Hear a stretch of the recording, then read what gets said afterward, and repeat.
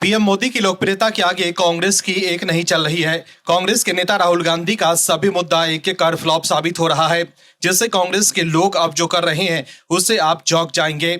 हर तरफ से कांग्रेस और विपक्ष के लिए बुरी खबर आ रही है। वहीं चौतरफा घिरने के बाद कांग्रेस के लोग विदेशी नेताओं के बयान को लेकर पीएम मोदी पर निशाना साध रहे हैं। कांग्रेस को विदेशी लोगों पर भरोसा है, लेकिन अपने देश की सरकार पर बिल्कुल भी भरोसा नहीं है। ऐसे में आप समझ सकते हैं कि राजनीतिक रोटियां सेकने के लिए कांग्रेस किस हद तक जा रही है। लेकिन देश के सामने कांग्रेस एक्सपोज हो गई है।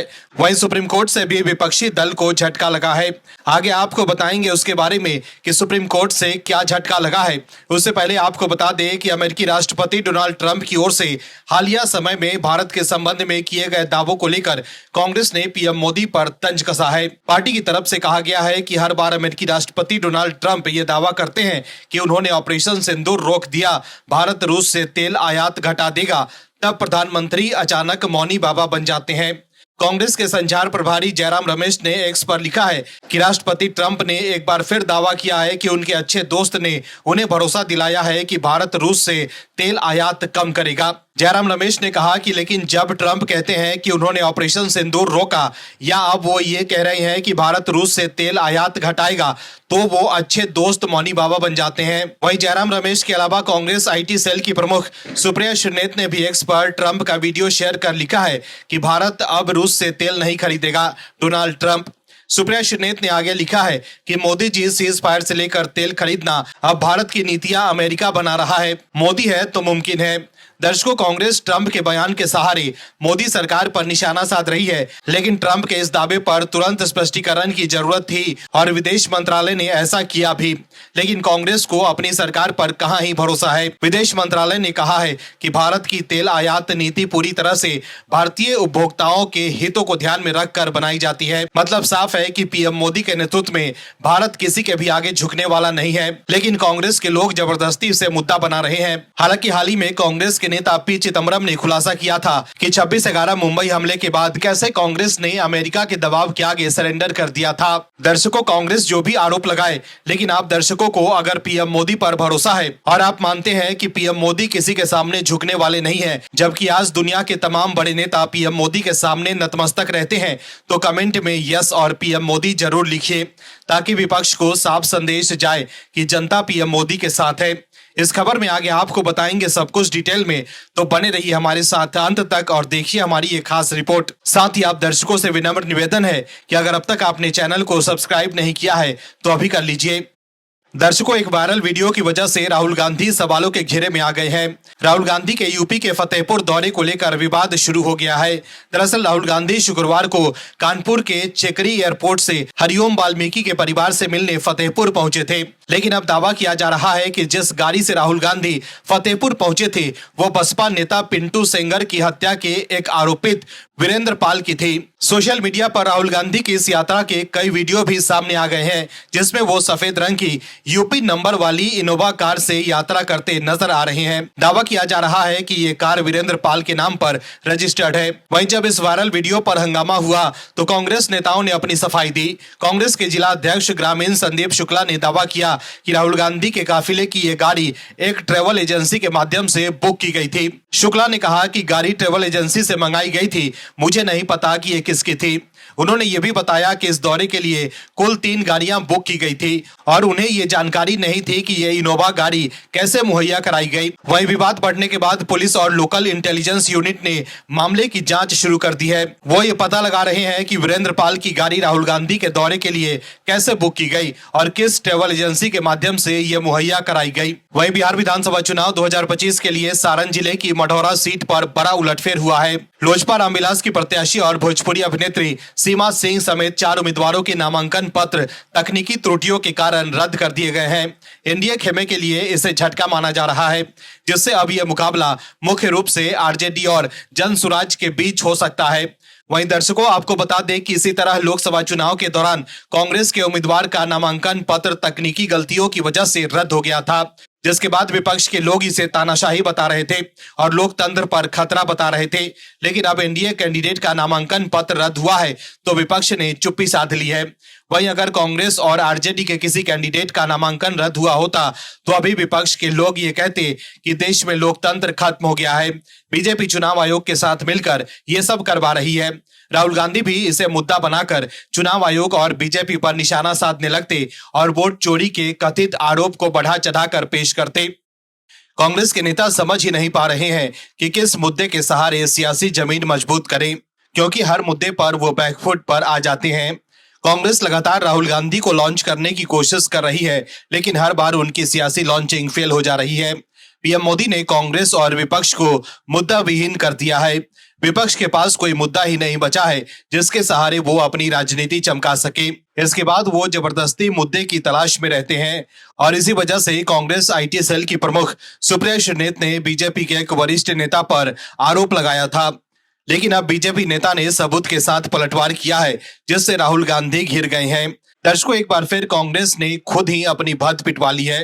दरअसल कांग्रेस आईटी सेल की प्रमुख और प्रवक्ता सुप्रिया श्रीनेत ने प्रेस कॉन्फ्रेंस कर और एक्स पर पोस्ट कर बीजेपी के फायर ब्रांड सांसद निशिकांत दुबे पर निशाना साधा था। कांग्रेस नेता सुप्रिया श्रीनेत ने कहा था कि निशिकांत दुबे 4 बार के बीजेपी सांसद हैं। वो संचार और सूचना प्रौद्योगिकी पर संसदीय स्थायी समिति के अध्यक्ष हैं। वो प्रधानमंत्री और गृह मंत्री के बेहद करीबी हैं और उन पर कुछ गंभीर आरोप लगे हैं। लोकपाल के पीठ ने उनसे 4 हफ्तों के भीतर जवाब देने को कहा है। उनके खिलाफ शिकायत में कहा गया है कि उनकी पत्नी की संपत्ति 2009 में 50 लाख रुपए थी और 2024 में 15 वर्षों में उनकी संपत्ति लगभग 32 करोड़ रुपए हो गई। लेकिन अब निशिकांत दुबे लगातार खुलासा कर राहुल गांधी पर निशाना साध रहे हैं और वो जो दस्तावेज एक्स पर शेयर कर रहे हैं उससे सियासी भूचाल मच सकता है। दरअसल कांग्रेस पार्टी द्वारा उनकी पत्नी की संपत्ति पर सवाल उठाए जाने के बाद निशिकांत दुबे कांग्रेस सांसद राहुल गांधी के पिता दिवंगत राजीव गांधी पर हमलावर हो गए हैं। निशिकांत दुबे ने 1977 की पुरानी बात याद दिलाते हुए राहुल गांधी पर जोरदार हमला बोला है। निशिकांत दुबे ने एक्स पर पोस्ट करते हुए लिखा है कि राहुल गांधी जी 1977 में कमीशन के चक्कर में आपके पिताजी ने 1977 में एयर इंडिया को एयर बस के बदले 3 बोइंग विमान खरीदवा दिया। आपके पिता बिना किसी अधिकार के अवैध तरीके से मीटिंग में शामिल होते थे। योजना आयोग तथा वित्त मंत्रालय का विरोध कमीशन के लिए आपके परिवार पर लागू नहीं होता था। वहीं इससे पहले अपने पोस्ट में एक्स पर एक और दस्तावेज शेयर कर निशिकांत दुबे ने एक्स पर लिखा था कि राहुल गांधी जी के पिता पूर्व प्रधानमंत्री राजीव गांधी जी स्वीडन की सैन्य कंपनी के एजेंट थे। बता दें कि ये पहली बार नहीं है जब निशिकांत दुबे ने राजीव गांधी को लेकर कोई बयान दिया है। इससे पहले जुलाई में भी निशिकांत दुबे ने विकीलीक्स की एक पुरानी रिपोर्ट के हवाले से राजीव गांधी और इंदिरा गांधी पर आरोप लगाए थे। उन्होंने दावा किया था कि 1970 के दशक में एक प्राइवेट जेट सौदे में राजीव गांधी ने बिचौलिए की भूमिका निभाई थी। वहीं से पहले एक्स पर पोस्ट कर सुप्रिया श्रीनेत ने लिखा था कि निशिकांत दुबे जी की पत्नी अनुकांत दुबे जी पर आय से बहुत ज्यादा संपत्ति अर्जित करने का आरोप है। 2009 में उनके पास 50 लाख की कुल संपत्ति थी। 15 साल में 2024 तक उनकी कुल संपत्ति 31.32 करोड़ हो गई। 63 गुना संपत्ति बढ़ने का ये राज तो सबको चाहिए।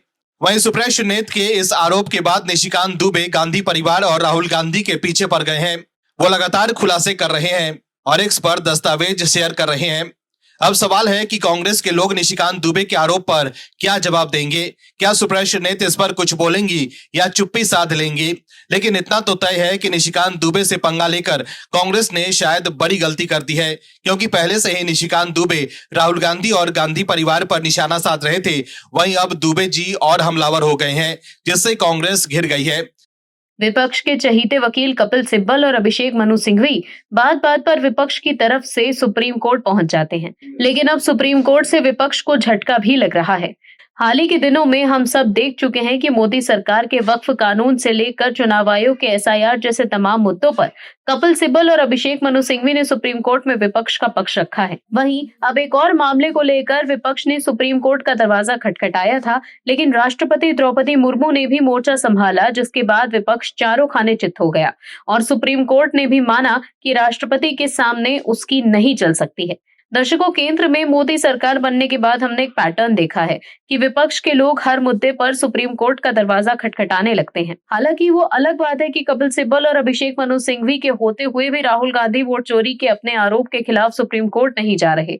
लेकिन हाल ही में राहुल गांधी के वोट चोरी के आरोप को आधार बनाकर एसआईटी जांच की मांग को लेकर एक याचिका दाखिल की गई थी, लेकिन सुप्रीम कोर्ट ने उसे भी खारिज कर दिया। वहीं अब सुप्रीम कोर्ट ने तमिलनाडु सरकार की उस याचिका को खारिज कर दिया जिसमें राष्ट्रपति को 2 विधायकों पर निर्णय न लेने का निर्देश देने की मांग की गई थी, जो राज्य के अनुसार मंत्रिपरिषद की सलाह की अवहेलना करते हुए राज्यपाल द्वारा असंवैधानिक रूप से उसके पास भेजे गए थे। इनमें से एक विधेयक कलेगनार विश्वविद्यालय की स्थापना और दूसरा विधेयक तमिलनाडु शारीरिक शिक्षा और खेल विश्वविद्यालय अधिनियम में संशोधन से संबंधित था। सीजेआई बीआर गवई और जस्टिस के विनोद चंद्रन की पीठ ने कहा कि हम राष्ट्रपति को निर्णय लेने से रोकने वाला आदेश पारित नहीं कर सकते। टॉप कोर्ट ने भी ये कहा है कि हम राष्ट्रपति को निर्देश नहीं दे सकते। ये बात तब की गई है जब सीनियर एडवोकेट पी विल्सन ने दलील दी थी कि राज्यपाल ने मंत्रिपरिषद की सहायता और सलाह देने के संवैधानिक आदेश का उल्लंघन किया है।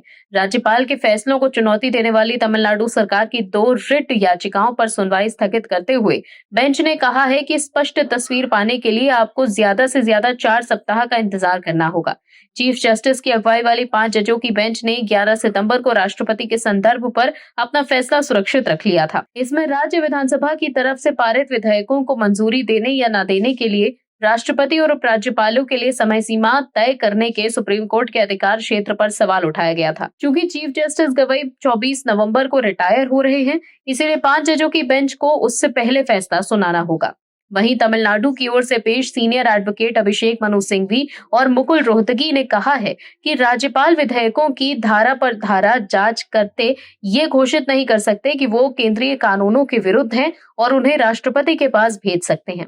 रोहतगी ने आगे कहा कि अगर राज्यपाल को विधेयकों की अरुचि की जांच करनी होती तो उन्हें राजभवन में नहीं बल्कि सर्वोच्च न्यायालय में बैठना चाहिए था। वहीं सॉलिसिटर जनरल तुषार मेहता ने कहा कि 1950 में संविधान लागू होने के बाद से ही राज्यपाल विधेयकों की अरुचि की जांच करते रहे हैं और ये कोई नई बात नहीं है। इसके अलावा उन्होंने अदालत के समक्ष आंकड़े प्रस्तुत किए कि राज्यपालों को भेजे गए विधेयकों का केवल एक छोटा सा प्रतिशत ही राष्ट्रपति के पास भेजा गया है। उन्होंने कहा कि 2015 में सभी राज्यों के राज्यपालों को भेजे गए 6,942 विधेयकों में से 6,481 को मंजूरी दे दी गई है। 50 विधेयकों को विधानसभाओं को संदेश देने के साथ वापस भेज दिया गया है। 11 पर मंजूरी रोक दी गई है और 381 विधेयकों को राष्ट्रपति के विचार के लिए आरक्षित रखा गया है। वहीं इससे पहले सुप्रीम कोर्ट ने 8 अप्रैल को एक फैसला दिया था।